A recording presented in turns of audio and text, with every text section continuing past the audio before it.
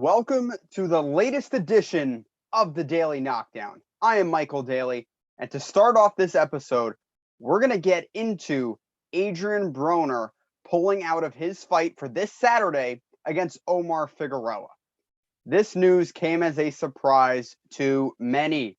Adrien Broner took to social media to make the announcement that he will not be fighting Figueroa due to problems with his mental health.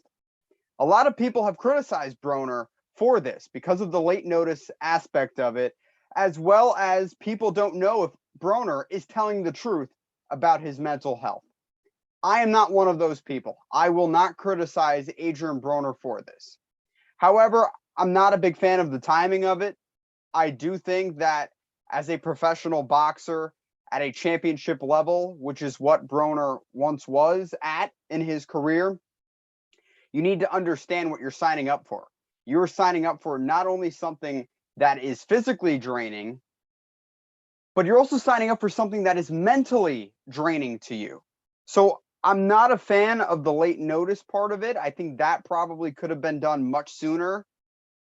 But at the end of the day, if someone is going through something mentally, you can't tell them that they're faking it, or you can't tell them that they should tough through it.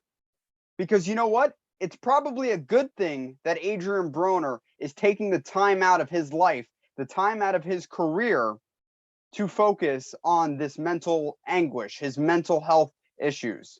That's paramount for Adrien Broner.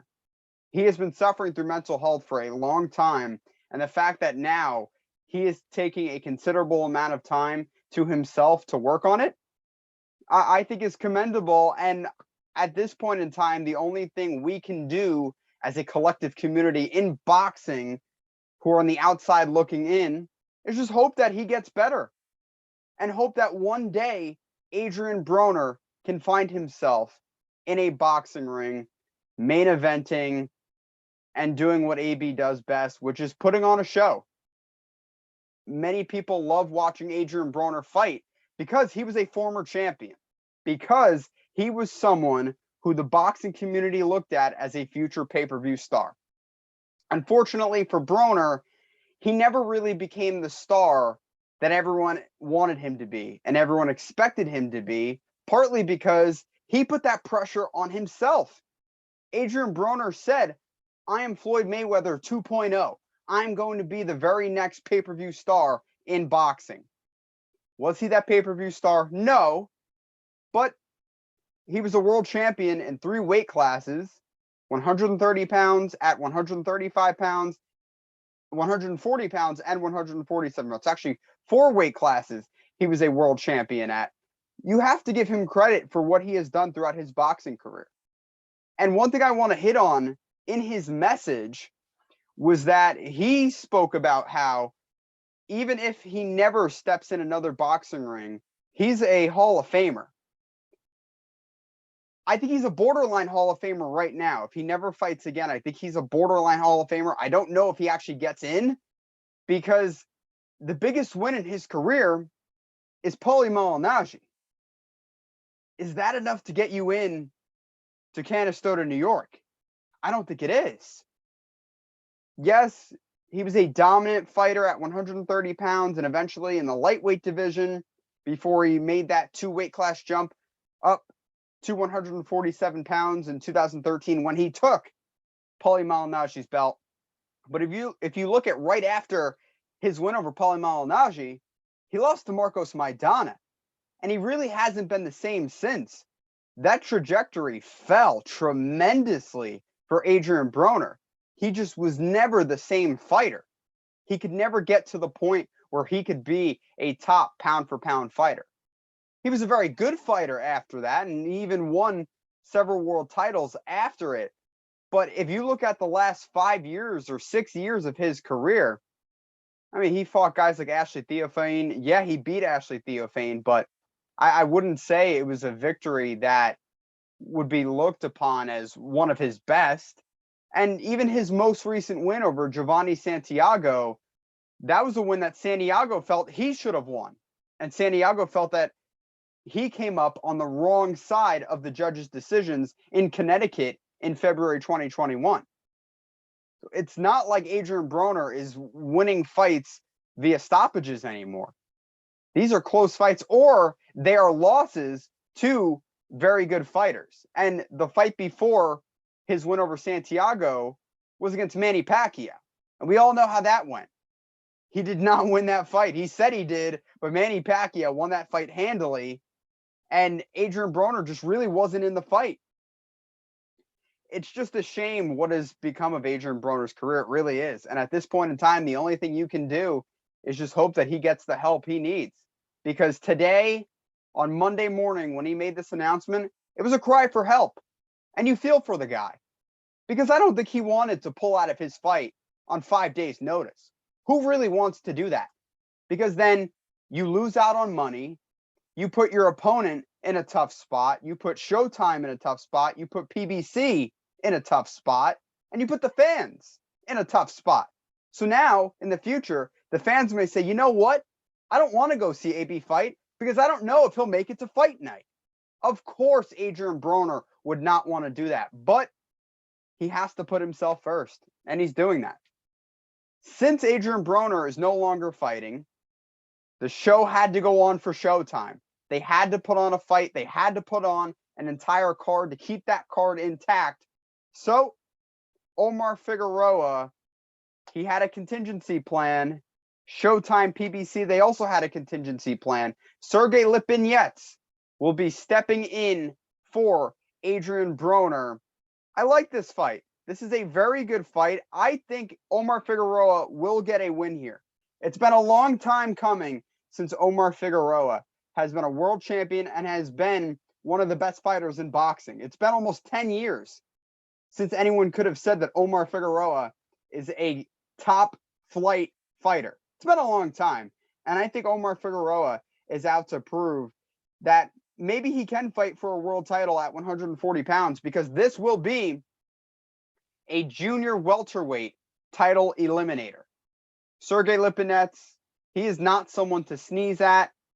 He himself has been in the championship picture for a long time, and he will be a tough challenge for Omar Figueroa. But I think Figueroa, with his speed, his ability to lead the dance, to lead the way, I think he will beat Sergey Lipinets. And I even thought he was going to beat Adrien Broner. I thought that was going to be a tough fight for Adrien Broner. And the same way, I still think it will be a difficult fight for Sergey Lipinets. Either way, both of these guys, they will have their hands full, because for Omar Figueroa, for the past 2 months, he has been preparing for Adrien Broner. And unless then a week out before the fight will start, he has to prepare for a new opponent. A completely different opponent, mind you. And the same thing goes for Sergey Lipinets. Now he has to redirect his focus onto Omar Figueroa. Good for those guys, though. They are getting paid. They will fight. The show will go on. And that's exactly what you want to see in boxing. But, you know, it is a tough situation, because I don't think Broner deserves to be criticized for pulling out because of his mental health. But I do understand Omar Figueroa's point of view, essentially saying, look, we all go through mental health here, and you have been going through mental health issues for a long time, and now you choose to back out of a fight 5 days out. I totally get where Omar Figueroa is coming from, because you are Adrien Broner's opponent. You need this fight to go on. It takes 2 to tango in boxing, and that second dance partner, the second half of this equation, is not going through with the fight. So luckily, Omar Figueroa was able to find a different opponent. We're going to backtrack a little bit and recap Teofimo Lopez's TKO win in the 7th round over Pedro Campa. Pedro Campa is widely regarded as a journeyman out of Mexico in the 140-pound division. He is not someone who is looked at as a world-class fighter, but he is a game opponent. And he was a game opponent for Teofimo Lopez. Critics easily could point out that Teofimo's power right away did not translate to the junior welterweight division. When you're fighting someone like Pedro Campa, who is a lifer at 140 pounds, you're not going to put him away immediately if you're someone like Teofimo Lopez, who may have a lot of power in the 135-pound division, but you've been fighting in that division for 9 years. So your body, your power is accustomed to fighting guys who are 135 pounds, not guys who are 140 pounds weighing in. And then on the night of the fight, they could be close to 150 plus pounds. That's not who you're used to fighting. You're used to fighting smaller guys. So, of course, it's going to take a few rounds to adjust, to let your power seep through and take over. And take over, it did. Teofimo Lopez just proved that he was too good of a boxer and had too much power for a journeyman like Pedro Campa to deal with.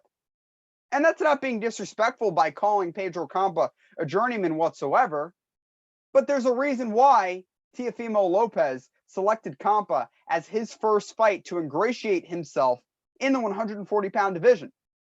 Teofimo Lopez was not going to fight Josh Taylor or Regis Prograis, Zepeda, Catterall, the very best 140-pounders. He was not going to take a fight like that in his first go-around in a brand new weight class for him. He was not going to do it. He was going to fight someone who was seasoned, but a beatable opponent. And it was the right move for Teofimo Lopez. What's next for Teofimo Lopez after that win? And it was an impressive win. If you could stop someone in the 7th round, you could knock them up against the ropes and finish them off the way he did. That's impressive, and it will catch the attention of future opponents. Some people I saw were saying he's not ready for other champions. You know what? I think he is. Regis Prograis will be a tough fight, but I think a fight against Josh Taylor is a winnable fight for Teofimo Lopez. Josh Taylor did not look good against Jack Catterall. He did not look good. And if we want to bring up another 140-pound fighter, Zepeda, if he ends up not fighting Regis Prograis for whatever reason, I would like to see Zepeda fight Teofimo Lopez or even Prograis, or the winner of Zepeda Prograis. Have them fight Teofimo Lopez. That would be great. Teofimo Lopez right now is ready for a 140-pound title. I don't think he needs another warm-up fight, another tune-up fight. I think he's ready for the real deal. Will Top Rank allow him to fight for a world title next, or will they try to get him another main event against another seasoned pro who is a junior welterweight? That might be the option. But if you want to throw Teofimo in the fire right now after a good win to knock the rust off against Pedro Campos, I say you do it. And I think Teofimo Lopez would look very good in a fight against Josh Taylor, and he would hold his own against guys like Regis Prograis, Zepeda, Jack Catterall, and whoever else who's a top 140-pounder. But those guys are the best of the best. He would look good in a fight like that. So I can't wait to see what's next for Teofimo Lopez. I do know what is next for Anthony Joshua and Alexander Usyk.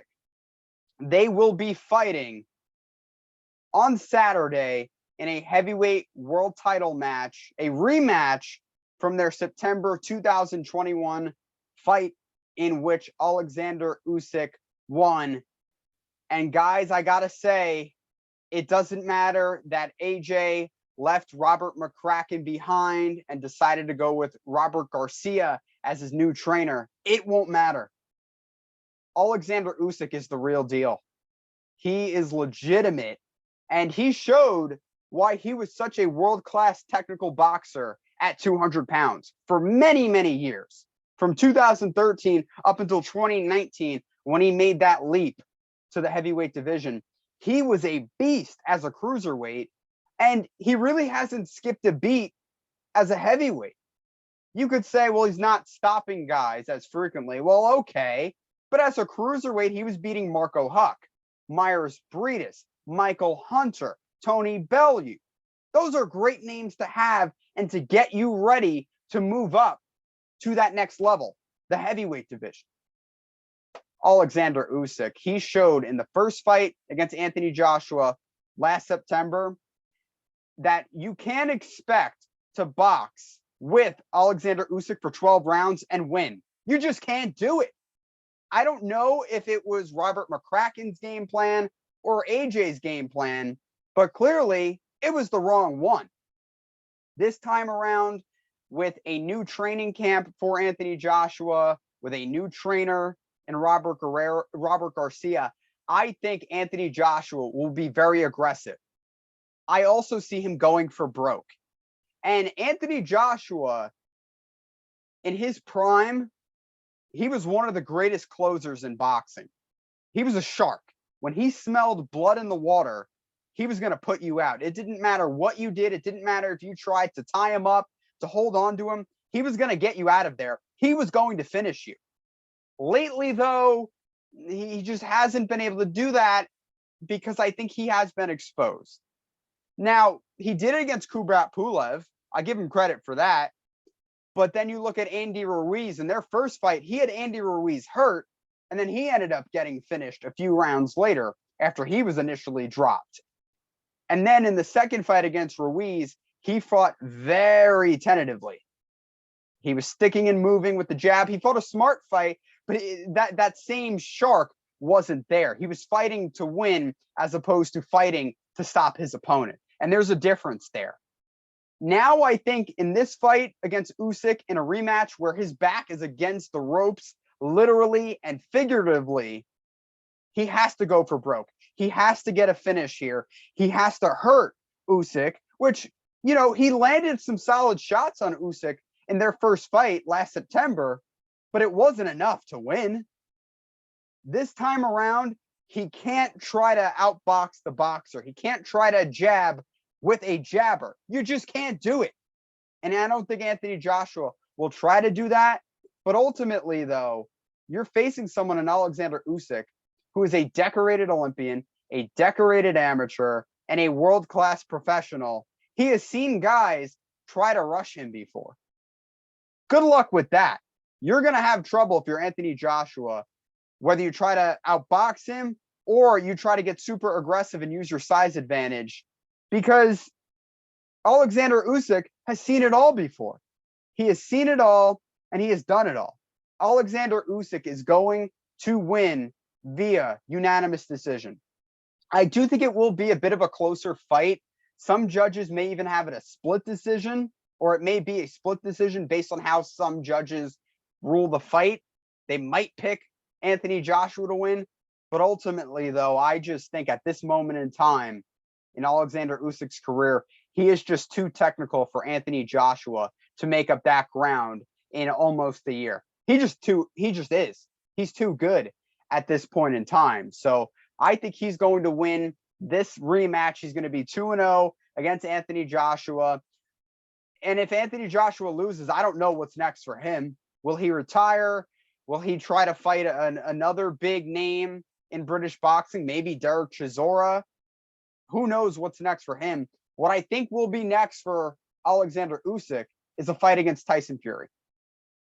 You could say, how could that happen? Tyson Fury just announced his retirement. Sure, he did.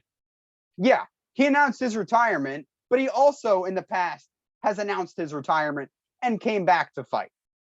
And a few months ago, he was saying Bob Arum and Frank Warren and whoever else will need $500 million to get him out of retirement. And then 2 weeks ago, he was called out by Derek Chisora and said, send me the contract. I'll fight you. And then he followed that up by saying, oh, no, I'm retired. So we don't really know what's up with Tyson Fury. If I had to guess, he will fight eventually, but he may want more money, or he may just be waiting for the winner of Anthony Joshua, Alexander Usyk to be finalized. Because if someone comes to him and says, okay, Tyson Fury, Anthony Joshua beat Alexander Usyk, do you want him?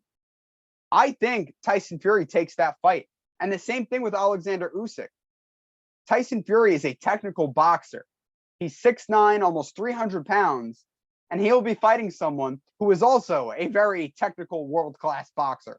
That will be one heck of a fight between Tyson Fury and Alexander Usyk. And who wouldn't want to see Tyson Fury and Anthony Joshua? That would be a mega fight. That fight should have happened years ago. It never did. And I don't think fans will be upset if it happens about 3 or 4 years too late. So what? Fans will be getting the fight that they wanted to see all along.